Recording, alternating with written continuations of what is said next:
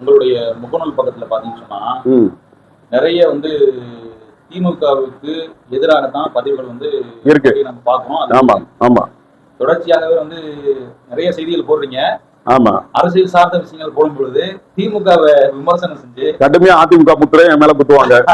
ஒரு சில பேர் பிஜேபி முத்திரையை குத்திடுவாங்க. இந்த கமெண்ட் எல்லாம் போய் பார்த்தா அதுலதான் இருக்கு. ஆமா, என்ன காரணம்? திமுகவுக்கு உங்களுக்கு எதுவும் குடுக்கல் வாங்கல எதுவும் பிரச்சனையா? ஆனா ஏதோ சோத்துல மண்ணெலி போட்டாங்களா? அந்த மாதிரி பிரச்சனை இருக்கா? இப்ப நீங்க வந்து திமுகவையும் விமர்சனம் செஞ்சு, அதிமுகவையும் விமர்சனம் செஞ்சு, பாஜக விமர்சனம் செஞ்சீங்கன்னா அந்த கேள்வி வராது. இல்ல, பாஜக நம்ம பண்றோம். அவன் ஏதாவது சட்டங்கள் கொண்டு வரும்போது, பிரச்சனைகள் வரும்போது நம்ம பாஜகவை நம்ம கடுமையா விமர்சனம் பண்றாங்க. எந்த மாற்ற கருத்து இல்ல. சரி, ரைட். இந்த மாதிரி ஒரு இது இருக்கு. பொதுவா வந்து திமுகவை விமர்சனம் செஞ்சு உங்களுடைய பதிவுகள் பெரும்பாலும் வருது. என்ன காரணம் வர அப்படின்னு அதுக்கு என்ன காரணம் சொன்னா, திமுக தான் கொள்கை சார்ந்து இயங்குற கட்சி, அப்படிதானே? ஏன்னா வந்து அண்ணா தொடங்கப்பட்ட கட்சி, அண்ணாவால தொடங்கப்பட்ட கட்சி. பெரியார் வந்து பெரியாருடைய சிந்தனைகளை நாங்க வந்து ஈர்த்துக்கிட்டோம். பெரியார் வழியில செயல்படுவோம், அண்ணா வழியில செயல்படுவோம் அப்படின்னு சொல்ற கட்சி எது? திமுக தான். அதிமுக சொல்லுது, அது செய்யாது. அது எல்லாருக்குமே தெரியும். அவன் பிஜேபியோட கூட்டணியா போயிட்டான்னு சொன்னா இவங்க ரெண்டு பேருடைய சிந்தனைகள் அவன் இல்லைன்றது தெளிவாயிடுச்சு, அப்படிதானே? நீ அங்கே இருந்துகிட்டு நான் பெரியார் வழி அண்ணா வழின்னு சொன்னாலும் யாரும் சொல்லலாம். ஆனா மக்கள் வந்து ஏத்துக்க மாட்டாங்க. வாய் வழி சொல்லா இருக்கும், மக்களும் நம்ப மாட்டாங்க. ஆனா திமுக வந்து அதனுடைய ஆரம்ப காலங்கள் அந்த கட்சி தோன்றி வரும்பொழுது இன்னைக்கு சீமான் எப்படி கொள்கை பேசிட்டு இருக்காப்ல, எப்படி ஒரே கொள்கை புலியா இருக்காப்ல, அப்படிதானே? மாத்தி மாத்தி பேசினாலும் இன்னைக்கு உறுதியா இருப்பாரு. பாக்குறவங்களுக்கு கொள்கைனாலே ஒரு சீமான் தான்ப்பா அப்படின்ற மாதிரி ஒரு கண்ணுக்கு தெரியுதா இல்லையா? இந்த சீமானை விட 1000 மடங்கு சீமான்லாம் ரொம்ப கம்மி. அண்ணாவுடைய பேச்சுக்கும் சீமானுக்கும் எடுத்தோம்னு சொன்னா அவர் 1000 மடங்கு அதிகம். அப்ப எவ்வளவு கொள்கையை பேசியிருப்பாங்கன்னு பாத்துங்க. சரியா? எல்லா வகையில கலந்து அடிச்சவரு அண்ணா. அண்ணா வந்து பெரியாருடைய கடவுள் மறுப்பு கொள்கையை கூட அவரு வந்து எடுத்துக்கறல பெருசா. அவர் என்ன சொல்லிட்டாரு? ஒன்றே குலம் ஒருவனே தேவன் சொல்லிட்டாரு. புரியுதா? இந்த மாதிரி இந்த மக்களுக்கு சகஜமா வரக்கூடிய அனைத்து கொள்கையிலும் வடிச்சுதான் இந்த திமுகவை அவர் உருவாக்குறாரு. அதனாலதான் அதன் சார்பாக மாணவர்கள், இளைஞர்கள், எல்லா டிபார்ட்மெண்ட்ல யார் யார் என்னென்ன இதுல இருப்பாங்களோ எல்லாரும் திமுக சார்பில் ஈர்க்கப்பட்டது. அந்த மாதிரி வளர்ந்து வந்த கட்சி. ரொம்ப சிக்கனமா வாழ்ந்தவர் அண்ணா. எல்லாம் காமராஜரை சொல்லுவாங்க. காமராஜர் எவ்வளவு சிக்கனமா அவர் வந்து இதா ஏழ்மையா வாழ்ந்தாரோ அவருக்கு ஈக்குவலா இல்ல அதை விட அதிகமா ரொம்ப ஏழ்மையா வாழ்ந்தவர். இன்னும் அவர் வீடு பொசவாக்கத்துல இருக்கு. ஒரு சின்ன வீடு தான், சும்மா ஒரு அதிகபட்சம் அண்ணாவுடைய வீடு. சின்ன பெட்ரூம் தான், ஒரு சிங்கிள் பெட்ரூம் வீட்டுல வந்து அவர் வாழ்ந்திருக்காரு. முதலமைச்சரா இருக்கும் போதே அப்படிதான் இருந்திருக்காரு. அப்படி சிக்கனமா வாழ்ந்தவர். அவ்வளவு சிக்கனமா வாழ்ந்தார்ல, அவர் வந்து முன்னெடுத்துக்கணுமா இல்லையா? இன்னைக்கு யாராவது நான் பெரிய முதல்வருக்கோ துணை முதல்வருக்கோ மந்திரிகளுக்கு எல்லாம் நான் போகல. சாதாரண கவுன்சிலர், திமுக கவுன்சிலர் யாராவது ஒரு ஆளு அந்த மாதிரி இருக்கிறாங்களா? இருப்பாங்க. 1008 கவுன்சிலர் இருப்பாங்க, அதுல யாராவது ஒருத்தர் இருப்பாங்க. அதுல பெருவாரியா இல்ல தானே? அந்த மாதிரி என்ன தவறுன்னு கேக்குறேன். அந்த மாதிரி இருந்தா வாழ்ந்தா என்ன தவறா? இல்ல அவங்க இயற்கையாவே இருக்காங்க. இல்ல என்ன தவறு? அவருடைய பணம், அவருடைய பொருளாதாரம். ஆமா, அவர் பிரம்மாண்டமா இருக்கு. அப்படி வாழ்ந்தா என்ன? நல்ல பிரமாண்டமா வாழ்ந்தா என்ன? வாழ்ந்தா என்னன்னு சொன்னா, கவுன்சிலருக்கு முன்னாடி நீ வாழ்ந்தா பரவாயில்ல, எல்லாரும் ஏத்துக்குவாங்க. கவுன்சில் ஆன உடனே உனக்கு எப்படி பெரிய கார் வருது? எனக்கு தெரிஞ்ச ஒரு லேடி இங்க மயிலாப்பூர்ல எம்சி ஆனாங்க. அவங்க ரொம்ப பழக்கமானவங்க. எனக்கு நம்ம பழக்கமானவங்களை வச்சுதானே சொல்ல முடியும். பழக்கமானவங்கன்னா நம்ம அந்த ஏரியால வாழ்ந்த ஆமா கான்டாக்ட் பண்ணுவாங்க. என்ன அந்த அம்மா கவுன்சிலர் ஆனதுமே மறுநாளே பெரிய கார் வாங்கிருச்சு. எது? அது வந்து அண்ணா திமுக இல்ல. திமுக அண்ணா திமுக எல்லாம் வந்து மாறுபாடு எல்லாம் இல்ல. எல்லா கட்சிகளும் வந்து ஒரு சிறு பதவிக்கு வந்தாலே அப்படி ஆயிடுறாங்க. சரியா? உதாரணத்துக்கு ஆளுங்கட்சியா வராங்கல்ல, முதலமைச்சர் எல்லாம் வராங்கல்ல, இவங்க வந்து 2-3 தொழில்கள் பண்ணக்கூடாது. புரியுதா? சினிமாலையும் ஈடுபடக்கூடாது. சரியா? என்ன சொல்லுவாங்க, ரியல் எஸ்டேட் அதுவும் பண்ணக்கூடாது. காரணம் என்னன்னா, இந்த 2 இதுலயும் வந்து கள்ள பணங்கள் வந்து இது உள்ள போய் ஈஸியா என்ன செய்யலாம், பிளாக் பண்ணியோ ஒயிட்டா மாத்தலாம். இதுல சினிமாலையும் மாத்தலாம், ரியல் எஸ்டேட்லயும் மாத்தலாம். ஆனா இன்னைக்கு எல்லாம் இந்த பினாமில வச்சுக்கிட்டு இவங்க இந்த 2 தொழில பண்ணிட்டு இருக்காங்களா இல்லையா? காசா கிராண்ட் எல்லாம் யாருதுன்னு தெரியும். இன்னும் வேறு கம்பெனிகள் எல்லாம் யாருதுன்னு தெரியும். என்ன இந்த மாதிரி டான் பிக்சர் ஏற்கனவே 4-5 கம்பெனிகள் இருக்கு. இப்ப டான் பிக்சர் இட்லி கடை படத்தை எடுத்தா, அதுக்கு அடுத்து பழைய இந்தி எதிர்ப்பு சம்பந்தமா ஒரு படம் வந்துச்சுல்ல, என்ன படம் இப்ப இடையில ஒண்ணு வந்துச்சு, பராசக்தி. அது எடுத்ததும் டான் பிக்சர் தான். அதுடைய யார் யாரு, அதுடைய முதலாளிகள்லாம் யார் யாருன்னு போனா கடைசி அது அங்கேதான் போய் முட்டுது. அப்ப இந்த மாதிரி அதோடைய ஆரம்ப கட்ட கொள்கையில வந்து ஒரு 5% கூட இப்ப இல்ல. அப்ப நம்மளுக்கு வெறுப்பு ஏறுமா ஏறாதா? யாருக்கு ஏறாதுன்னு சொன்னா, புதுசா அரசியல பாக்குறாங்கல்ல, அல்லது அரசியல ஆய்வு பண்ணாம இருக்காங்கல்ல. என்னன்னு சொல்லி பழைய இதெல்லாம் ஒரு கட்சியுடைய பழைய வரலாறுலாம் என்னன்னு சொல்லி பார்க்காம இருக்காங்களா, அவங்க சவிச்சுக்கிட்டு போயிடலாம். இதுல இன்னொன்னு தம்பி, நம்மளுக்கு இந்த ஜெயலலிதா அந்த கடைசி அந்த ரெண்டு தடவை ஆட்சி செஞ்சிச்சு. அதுல வந்து நைட்டு மந்திரியா இருக்கிறவன் காலையில பார்த்தா அவன் மந்திரியா இருக்க மாட்டான், தெரியுதா? அதிரடி நடவடிக்கை. எல்லாருமே கிண்டலா பேசுவாங்க, ஏன்னா நீயே வந்து காலையில மந்திரியா இருக்கான்னு தெரியாது, நீ என்னடா அப்படி பேசிட்டு இருக்கேன்னு சொல்லிட்டு. அந்த அளவுக்கு நடவடிக்கைனாலும் சலிக்கிற அளவுக்கு கடுமையான நடவடிக்கை. போலீஸ் ஆபீசர்லாம் 2 மாசம் 3 மாசம் ஒரு இடத்துல இருக்க முடியாது, தெரியுங்களா? டக்குன்னு அது எந்த பதவியில இருந்தாலும் சரி, அது ஐஜியா இருந்தாலும் சரி, டிஐஜியா இருந்தாலும் சரி, கமிஷனரா இருந்தாலும் சரி, டக்குன்னு மாறுதல். அவன் மேல ஏதாவது ஒரு கம்ப்ளைண்ட் வந்துரும் போல. இந்த அம்மா அப்படி அந்த அளவுக்கு உளவு அமைப்புகளை வந்து, உளவுனா உளவு துறை இல்ல, அந்த மாதிரி ஒரு உளவு அமைப்பு, அதை வச்சு அந்த செய்திகள்லாம் வந்துடும். உடனே நடவடிக்கை. ஒரே ஒரு உதாரணம் சொல்றா உங்களுக்கு புரிஞ்சுக்கிறீங்க அந்த அம்மா எந்த அளவுக்கு கடுமையா இருந்துச்சுன்ட்டு. அப்போ ஒரு பத்திரிகையாளர் வந்து ஒரு கூட்டம், ஜெயலலிதா வந்து முதலமைச்சர் ஆயிருக்காங்களா இல்ல ஏதோ ஒரு முக்கியமான சம்பவம், அவங்க கார்டன் முன்னாடியே வந்து ஒரு கூட்டம். அந்த கூட்டத்துல வந்து ஒரு பெண் பத்திரிகையாளரும் இருக்காங்க. அந்த பெண் பத்திரிகையாளர் வந்து அந்த கூட்டத்துல கை வைக்க கூடாத இடத்துல எவனோ வச்சுட்டான். இது வந்து அவங்க வீட்டுக்காரும் ஒரு பத்திரிகையாளர். அந்த செய்தி வந்து பத்திரிகையாளர்கள் மட்டத்துலதான் பரவிக்கிட்டு இருக்கு. இந்த மாதிரி பண்ணிட்டாங்க அநியாயக்கார பாவீங்க அப்படின்னு சொல்லிட்டு. அது வந்து வச்சது யாருன்னு சொன்னா அந்த அம்மாவுடைய தனி காவலர்கள் இருப்பாங்கல்ல, பாதுகாப்பு அதிகாரிகள், அதுல எவனோ பண்ணிட்டு இருக்கான். ஆனா எவனு தெரியல. அது ஒரு 10-15 பேரு. சரியா? அந்த கூட்டத்தை கட்டுப்படுத்துறேன்னு சொல்லிட்டு, அந்த பத்திரிகையாளருக்கு கூட்டமா நிப்பாங்கல்ல, கட்டுப்படுத்துறேன்னு சொல்லிட்டு எவனோ ஒரு ஆபீசர் கை வச்சான். இது இந்த தகவல் வந்து இப்படி மேல வரைக்கும் பரவிட்டு இருந்தது. இந்த அம்மா காதுக்கும் போயிடுச்சு. உடனே என்ன தெரியுமா பண்ணுச்சு? 15 பேரை, யாருக்கு அந்த அம்மாக்கு அந்த வேன் எல்லாம் தொங்கிட்டு ஓடியாருவாங்க தெரியல, அந்த அம்மா ஆட்சி காலத்துல அப்படி பாதுகாத்தவங்க அந்த அம்மாவை. 15 பேரையும் 15 இடத்துக்கு தூக்கி அடிச்சுன்னா எவனே தெரியல. எவனா வந்து ஒத்துக்கிட்டா பரவாயில்ல, எவனே தெரியல. அப்ப இந்த 15 பேரையும் 15 இடத்துக்கு தூக்கி அடிச்சு. அந்த அளவுக்கு அந்த பெண்களுக்கு பாதுகாப்பு இதுல வந்து அந்த அம்மா வந்து என்ன செஞ்சது, உறுதியா இருந்துச்சு. அந்த மாதிரி நடவடிக்கைகள் இங்க இருக்கா அப்படின்றதுதான் இங்க வந்து கேள்வியே வருது. ஒரு கணவர் இல்லாத ஒரு அந்த அம்மா வளர்த்த ஒரு மகனை, அந்த அஜித் குமார்னு ஒரு பையன், அந்த மானாமதுரையில கூட்டிட்டு போய் ரொம்ப கொடுமை, எதுக்கு சாகடிச்சாங்கன்னு இன்னைக்கு வரைக்கும் தெரியல. அந்த நகை வந்து காணா போனது பொய்யின்னு ஆகிப்போச்சு. அப்ப எதுக்கு நான் அடிச்சீங்க? அடிக்கிறது சாகடிக்கிறதுலயும் ஒரு காரணம் இருந்தா கரெக்டா இருக்குல்ல. அந்த பையன் இந்த மாதிரி வேலை செஞ்சுட்டா, அதுக்காக நாங்க அடிச்சோம் சாவடிச்சோம். சரி, சம்பவம் நடக்கும்பா எல்லா ஆட்சியிலுமே. சம்பவங்கள் நடக்காமலாம் எதிர்க்காது. இப்ப அடுத்து ஒருவேளை சப்போஸ் அதிமுக ஆட்சி பிடிச்சிட்டு எடப்பாடி வந்துட்டான்னு சொன்னா எவனுமே கற்பழிக்க மாட்டானா? குழந்தைகளை அபியூஸ் பண்ண மாட்டாங்களா? எல்லாம் திருந்திருமா நாடு? அதெல்லாம் எதுவுமே இல்லை, எல்லாம் நடக்கும். சரியா? எடப்பாடி இருந்தாலும் வந்தாலும் ஆட்சிக்கு திருப்பி அவர் வந்தாலும் கற்பழிச்சுக்கிட்டு தான் இருப்பான், சிறுமிகளை கற்பழிக்கும் பண்ணிக்கிட்டு தான் இருப்பான். எல்லாமே நடக்கும். தவறுகள் நடக்கிறது பிரச்சனை இல்ல, அந்த தவறுக்கு அரசு என்ன செஞ்சதுன்னு தான் பிரச்சனை. புரியுதா? ஆனா வந்து இங்க என்ன பண்றது இல்ல, ஒரு தவறு நடக்குதுன்னா அதுக்கு கடுமையா சும்மா நான் இவர் இரும்பு கரம் கூட்டு நாங்க அடக்கம் கிடக்கும் சொல்லிக்கிட்டு, நானும் தொடர்ச்சியாவே இந்த 5 வருஷமா ரொம்ப டீப்பா வந்து இதை கவனிச்சுக்கிட்டே வரேன். எந்த நடவடிக்கையுமே இல்லை தம்பி. அந்த பையன் அந்த அஜித் குமார் விஷயத்திலே பாருங்க, கோர்ட்டே வந்து கேக்குது, ஏன் நீங்க நடவடிக்கை எடுக்கல யார் மேலேயும்? மூத்த அதிகாரிங்க கட்டளை இட்டு தான் நீங்க அடிக்க சாவடிச்சிருக்காங்க அந்த காவலர்கள்லாம். அது வந்து ஒரு கடத்தல். ஸ்டேஷன்ல வச்சு அடிச்சாதான் அது வந்து அதையாவது கொஞ்சம் ஏத்துக்கலாம்.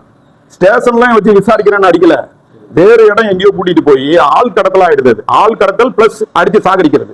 அப்ப அது எவ்வளவு பெரிய குற்றம், ரொம்ப கடுமையான குற்றம் தானே.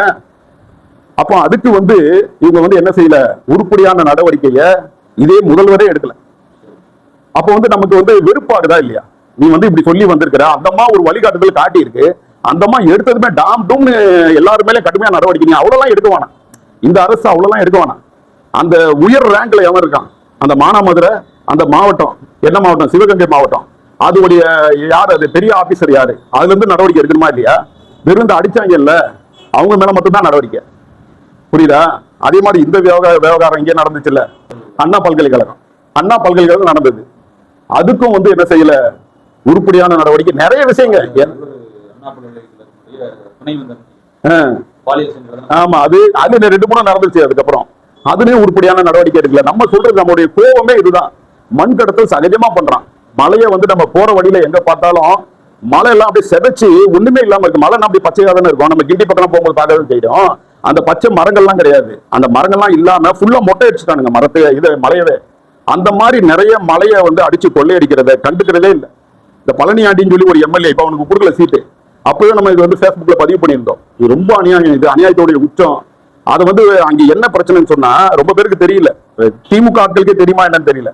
இவங்க ஓவரா மலையை வந்து பள்ளம் நோண்டி கிணறு அளவுக்கு நோண்டிட்டாங்க, தண்ணியே வந்துருச்சு. புரியுதா? மலையை உடைச்சது மாத்திரம் இல்ல, மலையை இப்படி கட் பண்ணது மட்டும் இல்ல, கீழேயும் போயிட்டாங்க. கீழே எப்படி எந்த அளவுக்கு போயிட்டான், எந்த அளவுக்கு மழை இருந்துச்சோ அந்த அளவுக்கு கீழே போயிட்டு தண்ணி வர அளவுக்கு, அந்த மலையெல்லாம் கடந்து தண்ணி வரும்ல அந்த லெவலுக்கு நோண்டிட்டான். அந்த எம்எல்ஏக்கு வந்து அவருக்கு பெரிய பெரிய தொடர்புகள்லாம் இருக்கு அதுக்கு மேல, இந்த பழனியாண்டிக்கு அவருக்கு வந்து 3.5 கோடி ரூபா வந்து ஹைகோர்ட் வந்து ஃபைன் போட்டிருக்கு. நீ அந்த மலையை போய் தொடக்கூடாது, அந்த பக்கம் நீ போகவே கூடாது, அந்த தொழிலே செய்யக்கூடாது, உனக்கு 3.5 கோடி ரூபா ஃபைனை நீ கொடுத்துட்டு தான் நீ வந்து என்ன செய்யணும், அது வெளியே வந்துடணும், இந்த தொழிலே செய்யக்கூடாது. அந்த 3.5 கோடி ரூபாயும் கொடுக்கல, மேல மேல தொழில் அந்த இடத்துல மண்ணை அதை வந்து மலையை வெட்டிக்கிட்டே இருந்திருக்காப்ல. இந்த நியூஸ் தமிழ் இருக்குல்ல, அவங்களுக்கு இதான் வேலை. எவன் வந்து மலையை உடைக்கிறான், எவன் மண்ணை கடத்துறான், அவங்களுக்கு ஒரு சிந்தனை இருக்கும்ல. ஒவ்வொரு டிவி நடத்துறான்னு சொன்னா வந்து இயற்கை வளத்தை பாதுகாக்கணும் அப்படின்ற மாதிரி அவனுக்கு அது சிந்தனை இருக்கும் போல.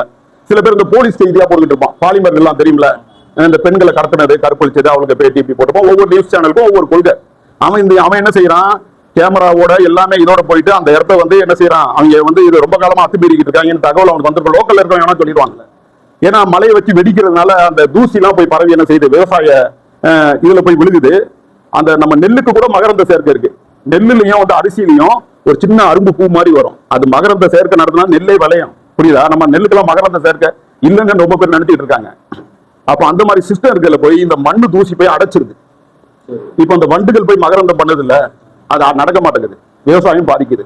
இந்த மாதிரி பல இடங்கள்ல, இதான் உதாரணத்துக்கு இந்த இடத்த சொல்றேன், நிறைய பேர் பெரிய ஹை லெவல்ல இருக்கிறவங்கள நிறைய இடங்கள்ல இந்த வேலையை நிறைய பண்ணிட்டாங்க. நிறைய மலை மொட்டையை அடிச்சிட்டாங்க. எப்போ வந்தாலும் இவங்க மொட்டை அடிச்சிடும். ரொம்ப மழை வந்து மதுரையில அவர் அழகிரி இருக்கும் போது அவர் ஒரு அந்த இடத்துல ஒரு பெரிய ராஜாங்கம் நடத்தி இருந்தார்ல, அப்ப நிறைய மலைகளே காணாம போச்சு, மக்கள் பார்த்துட்டு இருந்த மலையை காணாம போச்சு. அப்ப அந்த மாதிரி இந்த மலைகளை வெற்ற இதை வந்து இந்த Tamil channel, news Tamil channel நெருங்கி பண்ணும் பொழுது அவங்களை கதற கதற ஓட விட்டு ரத்தம் வர அளவுக்கு அடிச்சாங்க. ரத்த கலரி ஆகும்ல செய்தியாளர்களை. இது எவ்வளவு பெரிய இது கனாவட்டு. அப்படி என்ன செஞ்சிருக்கோம், அந்த எம்எல்ஏ கூப்பிட்டு வந்து என்ன செய்ய கண்டிச்சிருக்கணுமா இல்லையா? அப்படி கண்டிச்சா மாதிரியும் ஒண்ணும் தெரியல. ஏதோ அவர் மேல வந்து கம்ப்ளைண்ட் எல்லாம் கொடுத்துருப்பாங்கல்ல, நடவடிக்கை எடுத்துக்கணும்ல, எம்எல்ஏ பிடிச்சி உள்ள போட்டுருக்கணும்ல. அப்ப இவர் வந்து ஸ்டாலின் ஐயா வந்து அந்த எம்எல்ஏ உடனே கைது செஞ்சு உள்ள போட்டுட்டான்னு வச்சுக்க, ரொம்ப பயங்கர செல்வாக்கு அதிகரிச்சிருக்கோம். எம்எல்ஏன்னு கூட பாக்கலையா, பாரியா உங்க கட்சி எம்எல்ஏ கூட பார்க்காம தூக்கி உள்ள போட்டாரப்பா. வருமா வராதா? நீங்க என்ன செஞ்சிருக்கீங்க? அதிகபட்ச நடவடிக்கை என்ன? இப்ப சீட்டு கொடுக்கல, அவ்வளவுதான். இது வந்து அதிகபட்ச நடவடிக்கையா? அப்ப அவ்வளவு அந்த மழை போனதுக்கு என்ன பிரச்சனை? அவ்வளவு பேர் செய்தியாளர்களுக்கு எவ்வளவு பவர் இருக்கு? சாதாரண பவரா? நாட்டுல இருக்க 4 தூண்கள்ல ஒரு தூண் சொல்றாங்க, அப்படிதானே? ஜனநாயகத்துல 4 தூண் இருக்கு, அதுல ஒரு தூண் செய்தியாளர்கள் சொல்லுவாங்க, பத்திரிகையாளர்கள். அப்போ அவங்களுக்கு நேர அந்த பிரச்சனையும் இவர் என்ன செய்யல, ஒன்று நீ கூப்பிட்டு வந்து கடுமையா கண்டிச்சு இவர் திட்டினாரு அப்படின்ற செய்தி கூட வரல. இதே அந்த அம்மா வரதா என்ன தெரியுமா பண்ணோம்? ஒரு சம்பவத்தை சொல்றேன். சசிகலா புஷ்பாஞ்சலி ஒரு எம்பி இருந்துச்சு தெரியுமில, அந்த அம்மா வந்து வேற யாரோ டிஎம்கே கொஞ்சம் இதாயிட்டாங்க. யூடியூப்ல தான் செய்திகள் பரவிட்டு இருந்தது. சவுக்கு சங்கர் அந்த ஆளு நோண்டி நொங்கெடுத்தா, அவருக்கு வந்து நிறைய தொடர்புகள் அங்க போலீஸ்லயும் உயர்மட்டம் வரைக்கும் எந்தெந்த அரசுடைய அதிகார வர்க்கம் இருக்கோ அதுல எல்லாம் ஆள் இருக்காங்க. புரியுதா? அவன் அங்கிருந்து தகவல் கொடுத்துறான், இவருக்கு வந்துருது. இவர் வந்து அதை வச்சு அவருடைய கற்பனையும் கொஞ்சம் சேர்த்து பேசுவாரு, டெய்லி பேசிக்கிட்டு இருந்தாரு.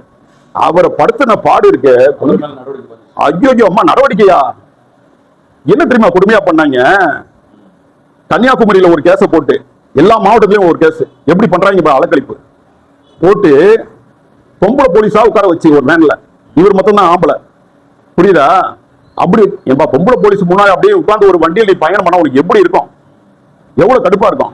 ஒரு ஆம்பளை போலீஸ் இருந்தா கூட அவங்க ஒரு பேச்சு துணைக்கு ஏதாவது பேசலாம். எந்த இதுவுமே கிடையாது. இது வரைக்கும் அலக்கழிக்கிறது. கன்னியாகுமரிக்கு ஒரு நாளைக்கு கூட்டு போறது, அங்கிருந்து கோயம்புத்தூர் கூட்டு போறது, கோயம்புத்தூர்ல இருந்து சென்னைக்கு வர்றது, இப்படி அலக்கழிச்சு அவர் கையை உடைச்சு லாஸ்ட் இந்த டிஎம்கே உடைய வாய்கள்லாம் இருக்குல்ல, யூடியூப் வாய்ங்க, முகநூல்ல இருக்கிற ஆளுங்கள்லாம், அவன் புரோக்கர் பையன், மாமா பையன் அப்படின்னு சொல்லி கண்ட மாணிக்கு வந்து திட்டு. அவர் எப்படின்னா எப்பவுமே ஆளுங்கட்சிகளுக்கு சப்போர்ட்டா இருக்க மாட்டார், பெரும்பாலும் எதிர்கட்சிக்கு தான் சப்போர்ட் பண்ணுவார். ஏன்னா அங்கே தானே மேட்ரு வரும். புரியுதா? ஆளுங்கட்சி தானே குறைகள் இருக்கும். குறைகள் யாருக்கிட்ட இருக்கும்? எதிர்கட்சிகிட்ட. இப்ப எடப்பாடி என்ன தப்பு பண்ணான்னு அப்படியே போக்கஸ் செய்தி வருதா? வந்தா நம்ம பேசலாம் அதை எடுத்து. எதுவுமே அங்கிருந்து செய்திகள் வராதனால நம்மளால எழுத முடியல, பேச முடியல. பிஜேபியோட அவர் போயிருக்கிறாரு, அதுதான் பெரிய குறை. அவர் மண்ணை வாரி போட்டுக்கிட்டாரு, அவருக்கு வேற வழியும் இல்லை. அதனால நம்ம வந்து அதை வந்து பேச முடியல. ஆனா இவங்க கிட்ட எக்கச்சக்கமான குறைகள் நடந்திருக்கு. அது நடக்கும் எல்லா அரசுலயும். அதுக்கு நீங்க எதிராக என்ன நடவடிக்கை எடுத்தீங்க? அதுதான் பிரச்சனை. ஜெயலலிதா காலத்தில் நடக்கலையா? கற்பழிப்புகள் நடக்கலையா? சம்பவங்கள்லாம் நடக்கலையா? நடந்தாலும் அந்த அம்மா அதுக்கு என்ன செஞ்சிச்சு? பெண்களுக்குன்னு தனியா நைட்டு 10 மணில இருந்து விடிய விடிய ஒரு பெட்ரோல் வாகனம் ஒண்ணு பிங்க் கலர்ல, அம்மா வாகனம்னா என்னமோ போட்டு சுத்திக்கிட்டு இருக்கும் தெரியுமா? மகளிர் காவலர் வாகனம் சொல்லிட்டு அது வந்து நைட்லாம் கேமராவோட சுத்திக்கிட்டு இருக்கோம். இப்ப அது இருக்கா? கிடையாது. அப்ப என்ன ஆயிடுச்சு, அந்த மாதிரி பெண்களுக்கு நைட்ல சாமத்துல எல்லாம் சில பேர் வர வேண்டிய சூழல் இருக்கும். ஏன்னா பல்வேறு ஐடி வேலைக்கு எல்லாம் வராங்க, அவங்க எல்லாம் வர வேண்டிய சூழல் இருக்கும். அந்த பாதுகாப்பு அம்சங்களை நிறைய இவங்க குறைச்சிட்டாங்க.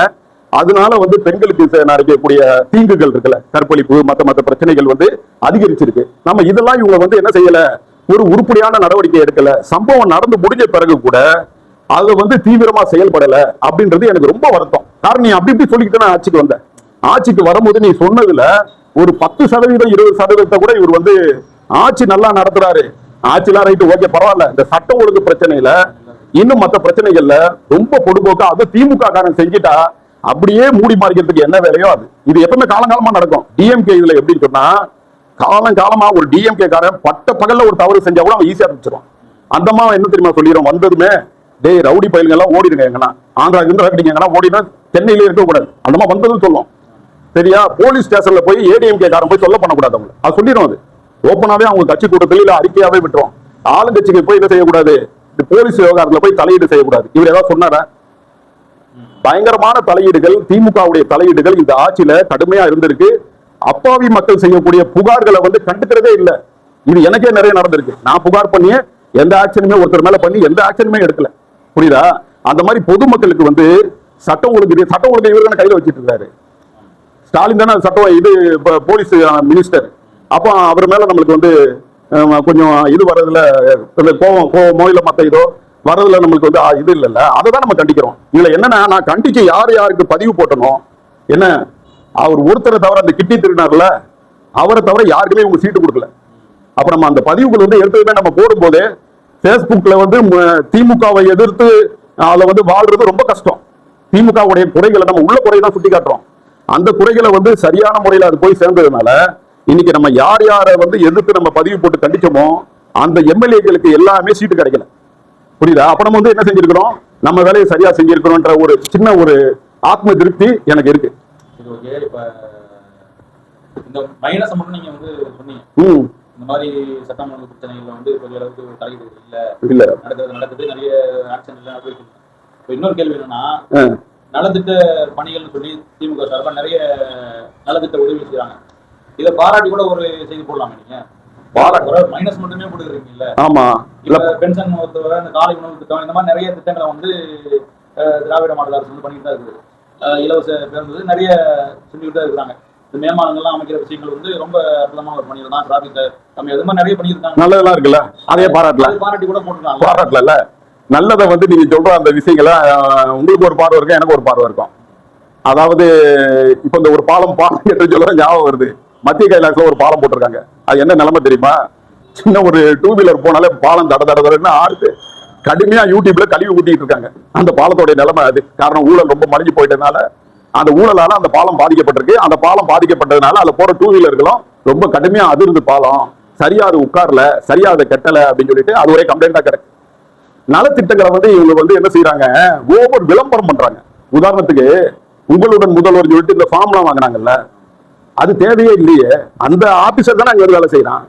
புரியுதா? நீ அரசு அலுவலகத்திலேயே வேலையை துரிதப்படுத்தி இருந்தா போச்சு. அந்த சரியா உங்களுக்கு இன்ஸ்ட்ரக்ஷன் கொடுத்து நீ வரவங்களுக்கு காசை வாங்காத கொள்ளாத, லஞ்சம் ஊழல் ரொம்ப இருக்கக்கூடாது அப்படின்னு சொல்லி அவங்களை ஒரு லெவல் பண்ணி ஒரு பயமுறுத்தியோ ஏதாவது ஒரு நடவடிக்கை எடுத்தோ அங்கே வேலைகள் மனு கொடுக்குறவங்களுக்கு வேலைகள் ஸ்பீடா நடந்தாலே நீ ஒரு தனியா ஒரு முகாம் போட்டு மனு வாங்க வேண்டிய அவசியமே இல்லையே. அது அன்றாட அரசு பணியாச்சு. அப்ப இவங்க அதை என்ன செய்யறாங்க, விளம்பரத்துக்கு கொண்டு வராங்க அன்றாட அரசு பணியை. புரியுதா? மனு வாங்கினா ஒவ்வொரு என்ன பிரச்சனை இருக்குங்கிறது தெரியும். மனு நான் அந்த மனு அவங்க வாங்கல. இவர் எம்எல்ஏ ஆகிறதுக்கு முன்னாடியே போய் போன தேர்தலில் மனு வாங்கியிருந்தால ஊருக்கு வாங்கி சாக்கு மூட்டை நிறைய வாங்கி அது இந்த கடைக்கு தான் போச்சு, காயலாம் கடைக்கு தான் போச்சு. அது இல்ல, அன்றாட பணிகள் இருக்குல்லப்பா, தாசில்தார் பணி, கலெக்டர் பணி இருக்குல்ல, அதுக்கே ஒரு முகாம் வச்சு என்ன செய்யறது, உங்களுடன் ஸ்டாலின் சொல்லிட்டு எல்லாரும் இங்க மனு கொடுத்தா உடனே வேலை நடக்கும் அப்படி இப்படின்னு சொல்லிட்டு அது தேவையே இல்லை. அதுக்கு தானே அரசு அலுவலகங்கள் இருக்கு. அதுக்கு ஒரு காசை செலவு பண்ணி அவங்களுக்கு வர எக்ஸ்ட்ரா வேலையை போட்டு வேலை பளுவை உருவாக்கி எதுக்கு நீங்க அதை செய்றீங்க? விளம்பர நோக்கத்துக்காக இவங்க செஞ்ச விஷயங்கள் ரொம்ப ரொம்ப அதிகம். அது கடைசியில எங்க போச்சுன்னு பாத்தீங்கன்னா மக்கள்கிட்ட ஒரு அதிருப்தியை தான் உருவாக்கும். நீ அப்பப்போ சில அந்த வேலைகள் இருக்குல்ல, உதாரணத்துக்கு உங்களுக்கு இன்னைக்கு ஒரு ஜாதி சர்டிபிகேட் வேணும், அதுல பெர்த் சர்டிபிகேட் வேணும், அதை என்ன செய்யணும், நீங்க சுலபமா பெறணும் அப்படின்னா அதுக்கு உண்டான வழிகள் என்ன? போனதும் ஒரு 2 நாள்ல இல்ல ஒரு வாரத்துக்குள்ள கிடைக்கிற மாதிரி அந்த வேலைகளை செய்யணும்ல. அதை விட்டுட்டு வெளியே அது என்ன, வெளியே முகாம் போடுறீங்கன்னா அந்த முகாம் தாலுகா ஆபீஸ்.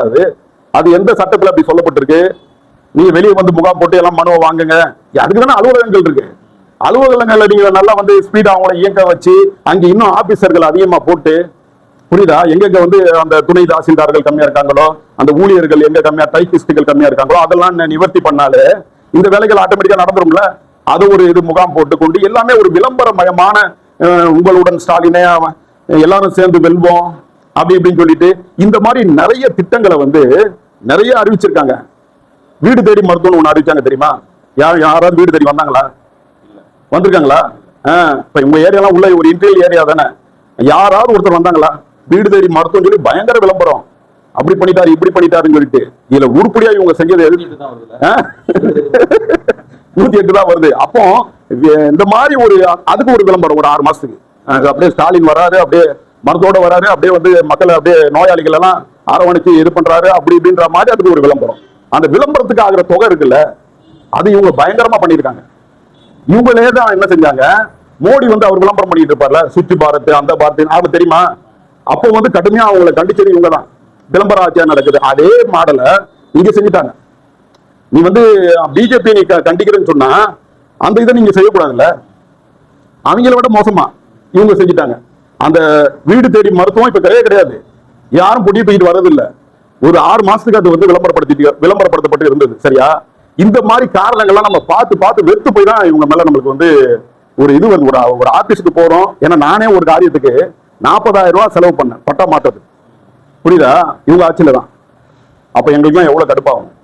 இது சம்பந்தமா நீங்க திமுகவை சார்ந்த பிரபலங்கள்ட்ட யாரையாவது பேசிக்கிறீங்களா? இப்ப எப்படி தெரியுமா, நல்ல வேலை ஞாபகப்படுத்துறீங்க. கம்ப்ளைண்ட் பண்ணா நம்ம ஜட்டி கழட்டிடுவானுங்க, ஓட்டு அடி அடிச்சு சாவடிச்சிருவானுங்க. கம்ப்ளைண்ட் பண்ண மக்கள் பயந்துட்டு இருக்காங்க. இந்த மாதிரி இப்படி இதாகுது பிரச்சனை ஆகுதுன்னு சொல்லிட்டு நம்ம கம்ப்ளைண்ட் பண்ணா, யாரா அவன் கம்ப்ளைண்ட் பண்ணவன், என் மேலே பண்ணிட்டான், என் டிபார்ட்மெண்ட்ல பண்ணிட்டான்னா அவனை கூப்பிட்டு செருப்பால் அடிக்கிறது. இதுதான் பெரும்பாலும் நடக்குது. அதான் மக்கள் எல்லாம் கம்ப்ளைண்ட் பண்ணவே போறது இல்லை. இப்ப நான் கேட்கிறேன், இப்படி என்ன சொன்னார்லாம் ஸ்டாலின் ஐயா, இந்த 50 வருஷமா 500 வருஷமானு எனக்கு தெரியல, சரி குறைஞ்சது 50 வருஷம் வச்சுக்குவோம். 50 வருஷமா நடக்காததெல்லாம் நாங்க வந்து என்ன செஞ்சிட்டோம், இந்த 5 வருஷத்துல நடத்திட்டோம்னு சொல்றாரு. இந்த 5 வருட ஆட்சி வந்து அவ்வளவு சிறப்பான ஆட்சியா நாங்க செஞ்சிட்டோம்னு சொல்றாரு. ஆனா அப்படி செஞ்சவரு திருமாவளவனை கூட கூப்பிட்டு போட்டி போட வைக்கிறாரு. ஸ்டாலினுடைய பிரஷர்ல தான் அவரு திருமாவளவன் வந்து அவர் எம்பியா இருக்கிறாரு. புரியுதா? ஒரு தொகுதியை கூட நம்ம விட்டுறக்கூடாது, நீயும் வந்து நீ எம்பியா இருந்தாலும் பரவாயில்ல வா உள்ள அப்படின்னு சொல்லிட்டு. ஏன்னா அவ்வளவு பயம். மக்கள் இருந்தாலும் எல்லாம் பார்த்துக்கிட்டு தானே இருக்காங்க. மக்கள் வந்து அவங்க ஒரு பார்வையில பார்ப்பான். நம்மளுக்கு திமுக வரணும் தான் ஆசை, ஆனா நீ வந்து கரெக்டா செஞ்சியா, அதுதான் முக்கியம்.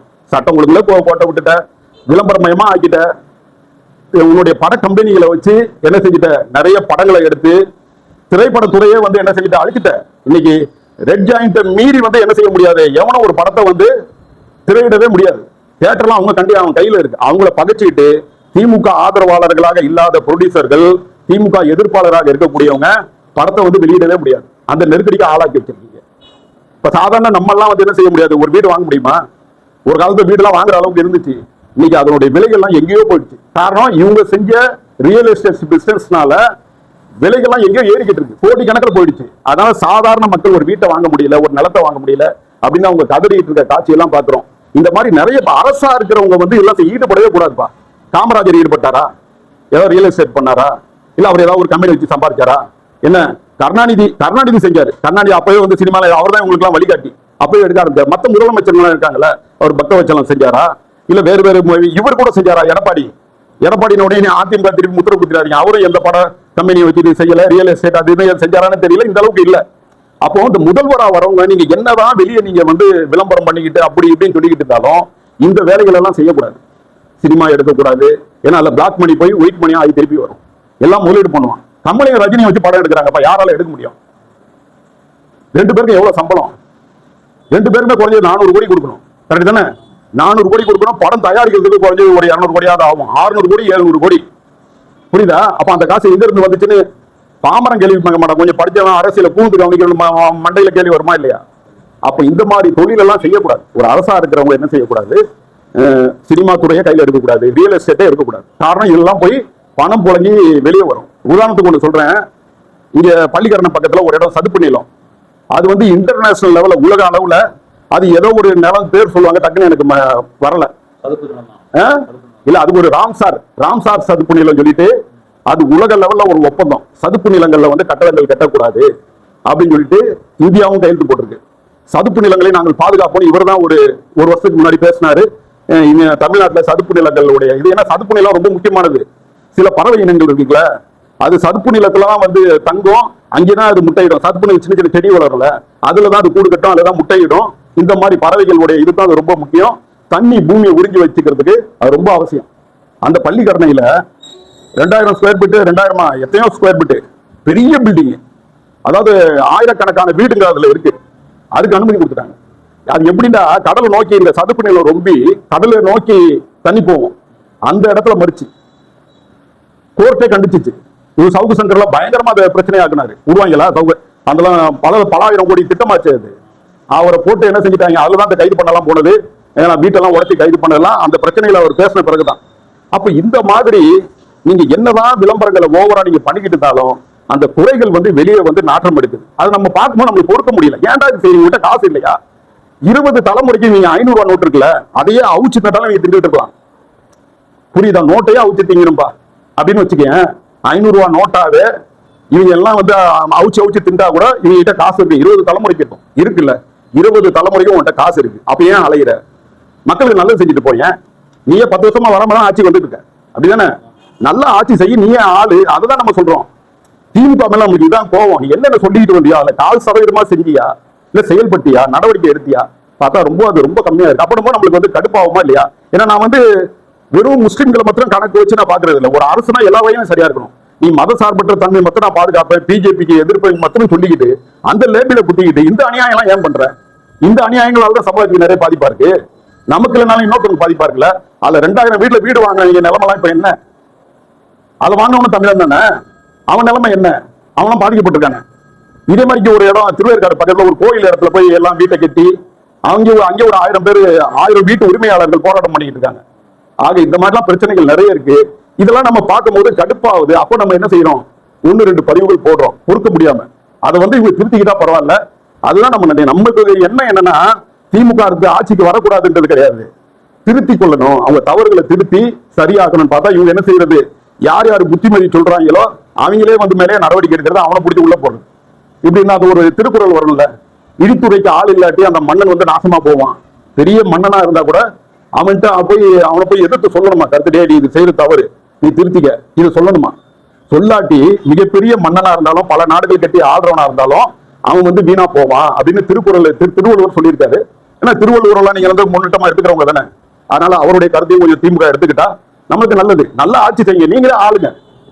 அதுதான் நம்மளுடைய கொள்கை. அதுக்குதான் நம்ம வந்து என்ன செய்யறோம்? அவங்க செஞ்ச சரியான தவறுகளை எந்த பொய்யோ இந்த பிஜேபி காரெல்லாம் வேற மாதிரி எழுதுவாங்க, அப்படிலாம் எழுதாம உள்ளது உள்ளபடியே அப்படியே ராவா கொடுக்குறோம். நம்ம என்னென்ன இதுக்கு இவங்க செஞ்ச தவறுகளை சொன்னோமோ கரெக்டா அந்த எம்எல்ஏ எல்லாம் இவங்க நடவடிக்கை எடுத்திருக்காங்க. நிப்பாட்ட சீட்டும் கொடுக்கல. இதுல இருந்து அதெல்லாம் உண்மை ஆகுது இல்ல? சரியா? நம்ம அந்த இந்த பணியை வந்து என்ன செய்யணும்? என்னுடைய முகநூலே எப்படின்னா அது ஒரு பத்திரிகையாளர் இது மாதிரி தான். அதிலே போட்டிருப்பேன், குரலற்றவர்களின் குரலாக இது ஒழிக்கும் அப்படின்னு என் முகநூலே போட்டிருப்பேன். மேல ஒரு தலைப்பு போட்டிருப்பேன். அது மாதிரிதான் நம்ம செயல்படுத்துறோம். மற்றவங்க வந்து கண்ணை மூடிக்கிட்டு என்ன செய்யறது? இவங்களுக்கு ஜால்ரா தட்டுறது, விஜயை எதிர்க்கிறேன்னு சொல்லிட்டு டிஎம்கேக்கு எதிராக வந்துட்டான்னு சொல்லிட்டு விஜயை பொழுதன்னைக்கு திட்டிட்டு இருக்கிறது, இது நம்ம வேலை கிடையாது.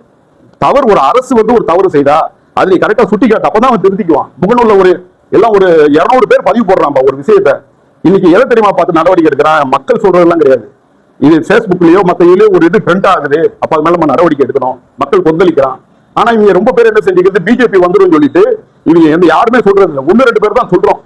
பேஸ்புக்லயே 1000 பேர் இருக்கிறான்னு சொன்னா ஒருத்தன் 1000த்துல ஒருத்தன், லட்சத்துல ஒருத்தன்னா இந்த திமுகவுடைய குறைகளை சுட்டி காட்டுறான்.